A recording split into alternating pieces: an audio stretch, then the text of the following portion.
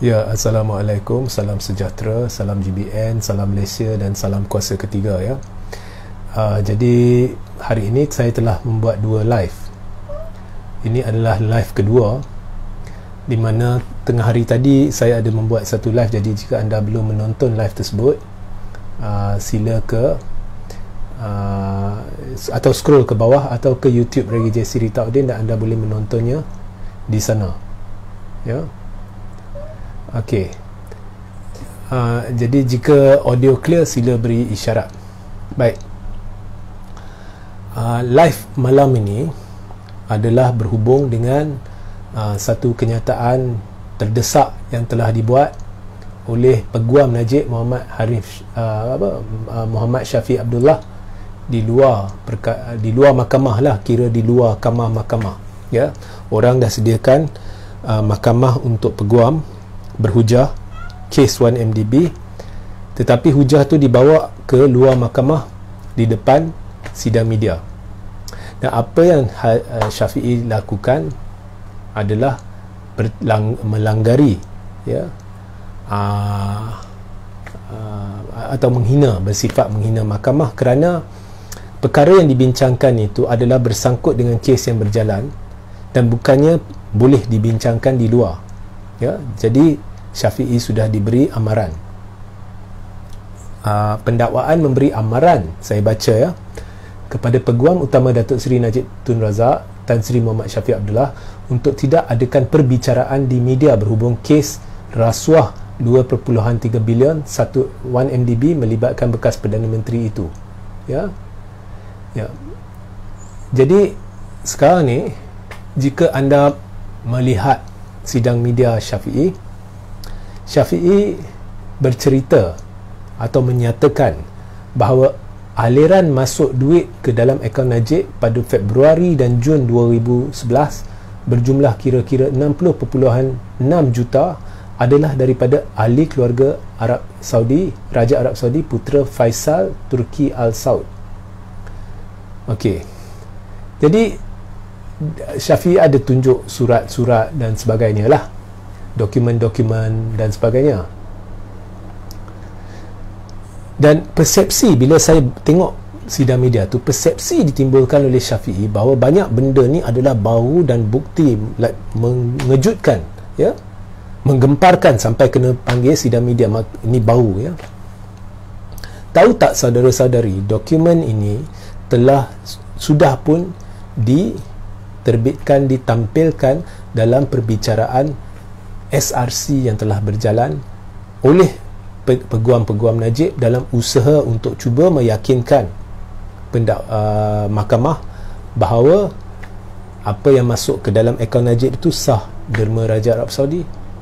Dan tahukah semua tu sebenarnya tidak berjaya membuktikan langsung ya, bahawa dana yang diterima oleh Najib adalah dari Raja Arab Saudi. Dan tahukah perbicaraan itu telah menunjukkan kaitan dana yang masuk ke dalam akaun Najib dengan 1MDB dan SRC. Jadi Syafi'i tidak menjelaskan semua ini. Persepsi diberikan, oh benda ni bau ni ya? Dan mengapa buat di luar di media? Anda ada mahkamah, kes berjalan. Jika benar ada sesuatu yang meletup ya, buatlah dalam mahkamah, buka mata sikit hakim. Mengapa buat sidang media? Jadi kita sudah melihat ya, oleh kerana Syafi'i membuat sidang media ni kepada umum, kepada orang-orang seperti saya, jadi saya berhak komen. Dan apabila saya melihat seorang peguam yang sudah mula terdesak, sama ada itu atau mungkin Syafi'i Abdullah terlalu yakin bahawa pilihan raya akan diadakan dalam masa terdekat. Ini belum yakin ya, belum pasti ya. Dan atas keyakinan ni sudah mula propaganda kempen di luar mahkamah ya, sebab Syafi'i terdesak. Itu yang saya lihat. Sebab kes dia juga dikatakan bersangkut dengan YMDB, berhubung dengan cek-cek yang diterima daripada Najib yang dikatakan ada kaitan dengan YMDB, dan keputusan akan dibuat pada 28 Oktober ini sama ada Syafi'i perlu membela diri ke tidak ya. So kita lihat cara peguam, seorang peguam utama tu, Najib, ya, yang mengendalikan kes SRC dulu, yang kemudian pergi ke pentas UMNO dan bercerita macam-macam cerita dongeng dan fakta yang tidak tepat, kini keluar mahkamah. Dan apabila saya melihat sidang media tu, saya lihat Syafiee cuba menimbulkan persepsi palsu. Itu yang saya dapat, ya. Sedangkan benda tu sudah ditampilkan dalam perbicaraan SRC. Saya nak ingatkan Syafiee bahawa sebelum PRU 14, rakyat diberitahu derma tu sah dari Raja Arab Saudi. Tapi saya nak bawa kepada perhatian Syafiee bahawa selepas PRU 15, Najib telah mengadakan satu temu ramah dengan Al Jazeera. Dan di dalam temu ramah itu, Najib telah berkata bahawa dia hanya menganggap itu derma Raja Arab Saudi. Ini pengakuan orang yang terbabit sendiri. Noktah. Sebenarnya kat situ saja, kita tak payah lihat yang lain, ya?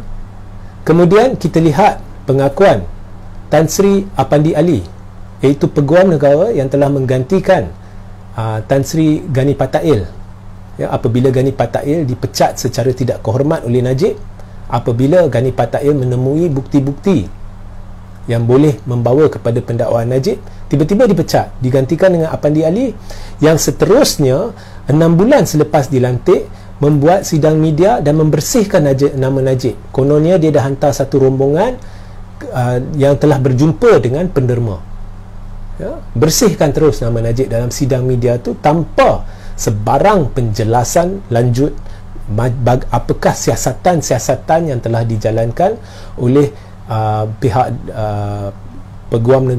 pejabat peguam negara yang boleh membuktikan bahawa Gani Patail menipu atau mereka cipta satu kertas dakwaan untuk cuba tangkap Najib. Tidak ada sampai hari ini. Okay. Kemudian kita dapat tahu rupa-rupanya Apandi Ali menipu. Atas pengakuan siapa? Atas pengakuan Apandi Ali sendiri dalam mahkamah di dalam kes fitnah dia terhadap Lim Kit Siang. Dan perkara ini sebenarnya telah disebut oleh hakim dalam kes tersebut apabila kes itu gagal, di mana dia berkata Apandi Ali membuat kenyataan bercanggah. Kalau dulu kata hantar rombongan jumpa penderma, dalam mahkamah dia kata tak ada jumpa penderma. Maknanya Apandi Ali menipu untuk membebaskan Najib. Maknanya Zahid menipu sebelum PRU 14, kononnya dia dah jumpa Raja Arab Saudi.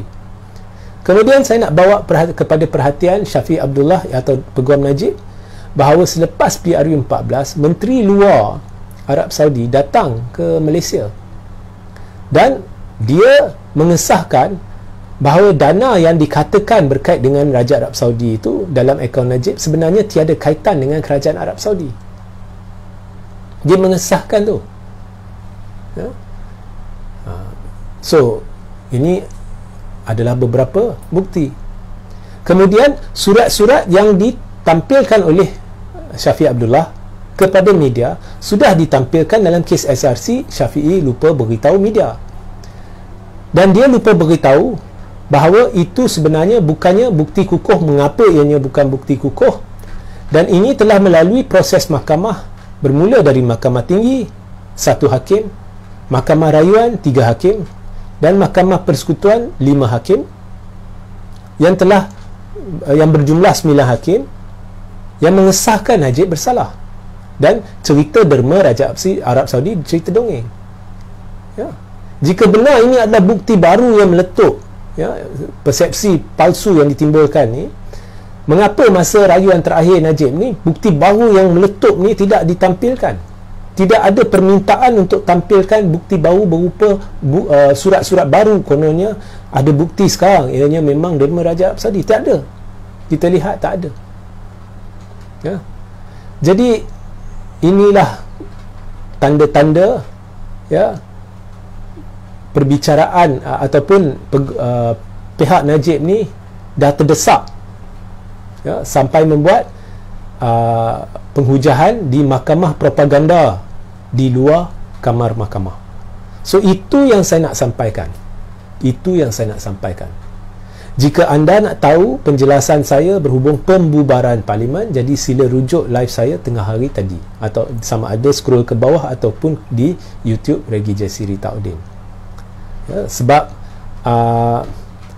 sidang media tadi oleh Zaid Hamidi pun kita lihat Ismail Sabri tak hadir sebenarnya. Saya dah kata Ismail Sabri memainkan dua peranan. Kenyataan-kenyataan dia sebagai ahli UMNO memang menyokong UMNO, semuanya menjurus kepada perlu PRU.